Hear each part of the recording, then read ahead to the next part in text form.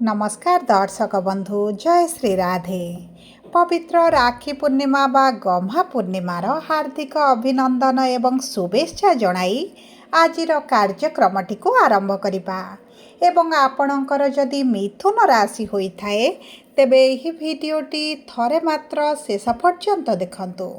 निजर व्यस्त बहुल समय मध्यरु मात्र 10 मिनिट समय आपण निज पाई दियंतु, कहीं ना आजिर एही कार्यक्रमटी समस्त मिथुन राशिर व्यक्ति विशेषଙ୍କ ପାଇଁ बहुत अधिक गुरुत्वपूर्ण रही।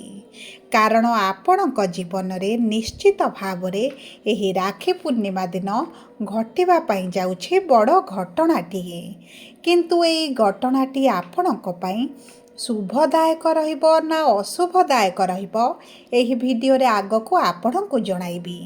देखंतु ओडिया पांजी अनुसार अगस्ट मास 28 तारिख दिन राखी पूर्णिमा बा गम्हा पूर्णिमा दिन देवगुरु बृहस्पति समेत 4टी शुभ ग्रह करुछंती निज चलन रे परिवर्तन। किछि ग्रह राशि परिवर्तन, किछि ग्रहंकर चलन रे परिवर्तन, किंतु आपणक मिथुन राशि धनर भाव रे देवगुरु बृहस्पति अस्त हेबाटी एवं कर्मर भाव रे आपणक कार्यस्थल रे शनिंकर विराजमान हेबाटी आपणकर किछि क्षेत्र रे समस्याटी को सृष्टि करि पारे। तेबे विलंब न करी आसंतु जानिबा आपणक भाग्य रे राहुंकर विराजमान हेबा एवं कर्म रे शनिंकर विराजमान हेबा आपणक जीवन रे कि प्रकार प्रभाव पकाइबो। किंतु भिडियोटी आरंभ करने पूर्वर जदि आपणकर भी मिथुन राशि होइथाए एवं आपण भी ईश्वर को आंतरिक भक्ति एवं विश्वास करती तेबे भिडियोटी को लाइक करंतु। कमेंट बॉक्स रे जय जगन्नाथ जय माँ लक्ष्मी अवश्य लिखि दियंतु। ता सहित आम सह जोगाजोग करिबा पई वीडियोर मध्य भागर एक व्हाट्सएप नंबर टी दिया जाइछि, जो नंबर साहाय्य आपण आम सह जोगाजोग करी निजर नूतन कुंडली प्रस्तुत करि परिबे, कुंडली विश्लेषण कराई परिबे, किंबा आपणकर चाकरी, विवाह, व्यवसाय, प्रेम संपर्क, शिक्षा, स्वास्थ्य, संतान को नहीं किछि समस्या रहिछि तार सहजरे एवं स्वल्प मूल्य रे समाधान करि परिबे। सेथिपई आपण आम सह वीडियोर शेष पर्यंत जोड़ी होई रुहंतु एवं व्हाट्सएप नंबर माध्यम रे आम सह जोगाजोग करी खूब कम मूल्य रे आपणक समस्यार समाधान करंतु। एबे आसंतु कार्यक्रमटी को आगो को बढ़ाइबा एवं जानिबा आपणक मिथुन राशि रे एही राखी पूर्णिमा परठारु की प्रकार परिवर्तन हेबा पई जाउछि। देखंतु दर्शक बंधु, आपणकर भाग्यर भाव रे राहुंकर विराजमान हेबाटी एवं आपणक कर्मस्थल रे शनिकर विराजमान हेबाटी आपणक जीवनर बहुत गुड़िए क्षेत्र रे समस्या गुड़ी को बढ़ाइथिला।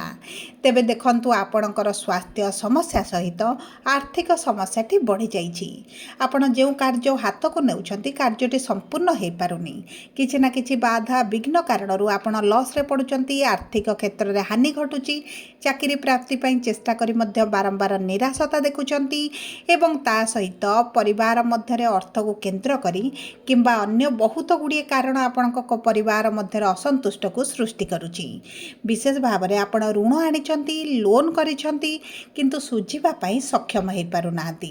आपणकर रोजगार रहिछि, आय रहिछि किंतु व्ययटी बढ़ी जिबा कारणरू आपणकर आर्थिक स्थिति रे विभिन्न प्रकार समस्या देखुचंती एवं ता सहित जो माने विद्यार्थी अछंती शिक्षा क्षेत्र रे तो बहुत अधिक समस्या गुड़िक बढ़ी चली। आपणकर संतान संतति को नहीं बहुत अधिक चिंतित रहउचंती। संतान प्राप्ति रे समस्या, संतान को भविष्य को नहीं चिंता एवं व्यापार वाणिज्य रे एक प्रकार लॉस चली। पूर्वर आपणकर जो भली व्यापार वाणिज्य हेउथला, जो भली लाभ रहितला सेही भली परिस्थिति आउ नाही। प्रेम जीवन रे तो बहुत अधिक समस्या रही, दूरता बढ़ुची, तृतीय लोकों हस्तक्षेप बढ़ुची, दाम्पत्य जीवन रे छोट छोट कथा को नहीं कलह, मनमालिन, मतभेद मध्य लागी रही। सब ऊपर देखा ଗଲେ ଆପଣ ମାନସିକ ଦୁଶ୍ଚିନ୍ତାରେ କୌଣସି ନା କୌଣସି କାରଣକୁ ନେଇ ରହୁଛନ୍ତି। ମନ ଆପଣଙ୍କର ସ୍ଥିର ରହୁନି। ତେବେ ଦେଖନ୍ତୁ, ଯାହା ବି ସମସ୍ୟା ଆପଣଙ୍କ ଜୀବନରେ ଚାଲିଛି, ଏହି ରାକ୍ଷୀ ପୂର୍ଣ୍ଣିମା ଠାରୁ ବହୁତ ଗୁଡ଼ିଏ କ୍ଷେତ୍ରରେ ଆପଣ ଶୁଭାଶୁଭ ପରିବର୍ତ୍ତନ ଦେଖିବା ପାଇଁ ଯାଉଛନ୍ତି। ତେବେ ସର୍ବପ୍ରଥମେ ଜାଣିବା, ମୃଗଶିରା ମିଥୁନ ବା 5/3 ମିଥୁନ ରାଶିର ବ୍ୟକ୍ତି ବିଶେଷମାନଙ୍କର ମଙ୍ଗଳ ହେଉଛନ୍ତି ନକ୍ଷତ୍ରାଧିପତି ଏବଂ ମଙ୍ଗଳ ବିରାଜମାନ କରିଛନ୍ତି ଆପଣଙ୍କ ରାଶିରେ। ଆପଣଙ୍କର ରୋଗ ପ୍ରତିରୋଧକ ଶକ୍ତିରେ ବୃଦ୍ଧି ଘଟିବ।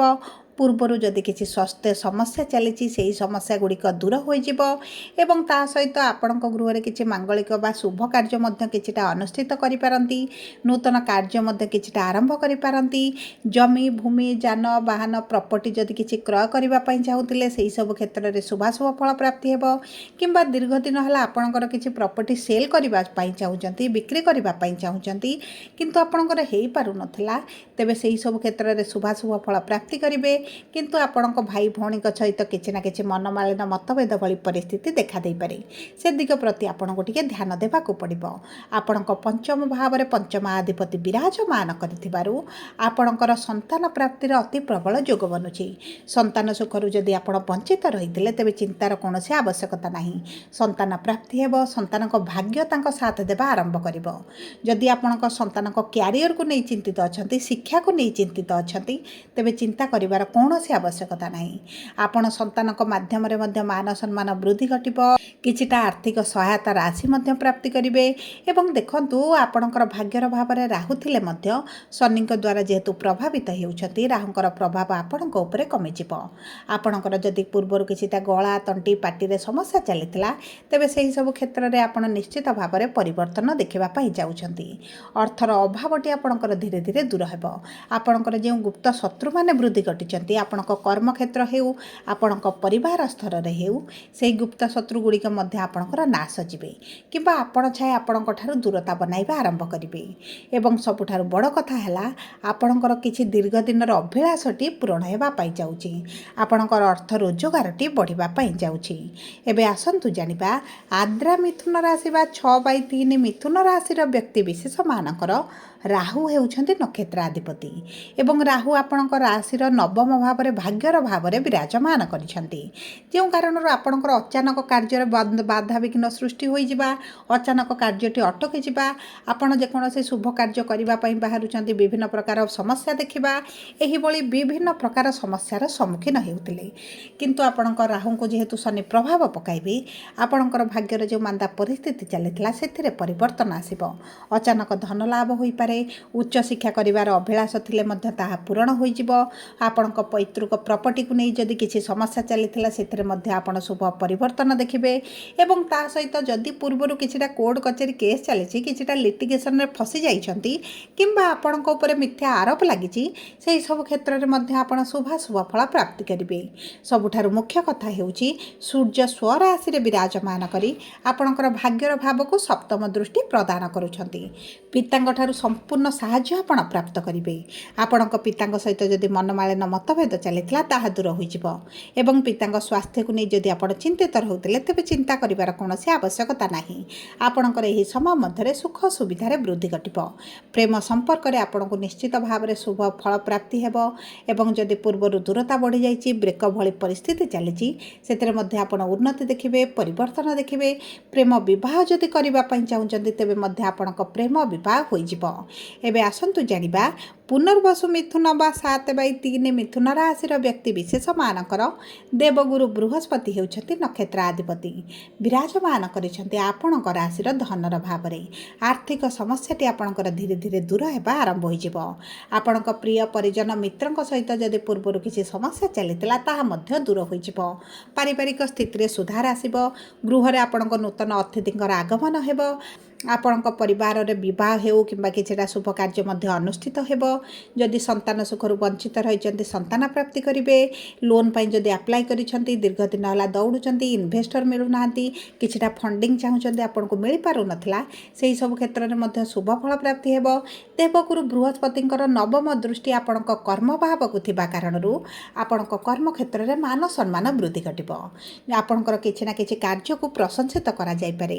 ଉଚ୍ଚସ୍ତରୀୟ ଲୋକଙ୍କ ସହିତ सहित जोगाजोग बढ़िया सहित जदि आप राजनीति अच्छा तेज क्यारियर आपको निश्चित भाव में आगक सफलता प्राप्ति हेब एवं ता सहित आपड़ जदि नूतन चाकरी सन्धान रही चाकरी प्राप्ति सहित सरकारी चाकरी अति प्रबल जोग बनुछि जदि आप पूर्व सरकार स्तर में कार्यरत अच्छा तेज आपण भाग्य साथ देव ता सहित जदि आपण प्रमोशन पेंडिंग रही आपणकर ट्रांसफर करने चाहूँगी किंतु हो पार नाला से सब कार्य गुड़िक आपणकर सुरुखुरु संपूर्ण हो सबुपर आसतु जाना कौन रही सहज और सरल प्रतिकार आपण प्रत्येक दिन प्रभु गणेशंकर उपासना करंतु प्रभु गणेशंक पाखरे प्रत्येक बुधवार दिन दुबघास और लड्डू अर्पण करंतु बुधंक बीज मंत्र जप करंतु हनुमान चालीसा पाठ करने सहित गोमाता को प्रत्येक बुधवार और गुरुवार दिन रुटी रे गुड़ मिसाई खाइबापी दिंतु कुकुर मानक जदि आप संध्या समय कि रात्र समय किसी खाद्य खाइबापी देवे तेरे आपण